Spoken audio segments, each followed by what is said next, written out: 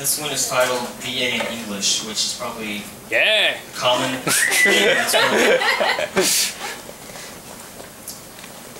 There was so much to learn in those days, so many things I avoided by hitting the snooze button and counting backwards from 10. I remember my first poetry professor, an ex-chopper pilot, who flew 2 tours in NAM before landing on the conclusion that for all its Oxford shirt dullness, academia is safer than leaky hydraulics and bullets.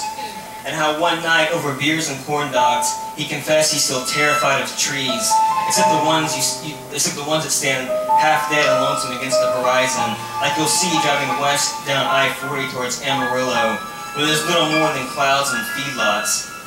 This was at a time when I was really into hair gel and the Pretenders, and generally sabotaging myself, be it sleeping with my girlfriend's sister, or leaving the new gallon of milk on the counter until things appeared in the jug.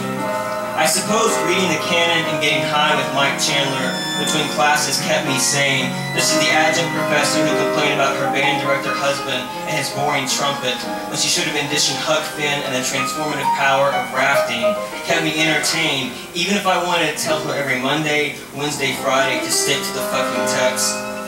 What I remember most about that time is not spiked hair, not Chrissy Hynde, not Huck and Jim counting stars in the Mississippi, or the nights I stumbled around campus alone and drunk on Maker's Mark, but the semester I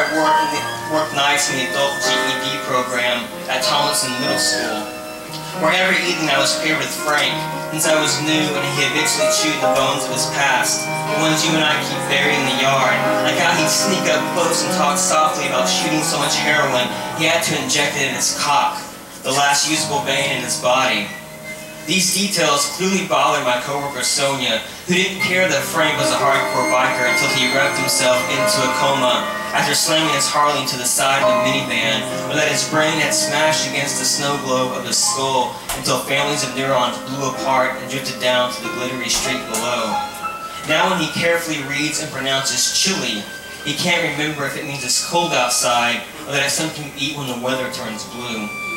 Once Sonia had had enough of Frank's anecdotal life and told him to pack his shit and go home, which he confused with Gnome, and spent the rest of the night convinced we were attacking the hat he wore to cover his scars. At break, I walked to the bench across the street where Sonia and I met and smoked these skinny Caucasian cigarettes from other mail from back home. I told her any man willing to share something about his dick besides size or splinter is legit, as in trustworthy, that only made me suspect as a fellow weirdo.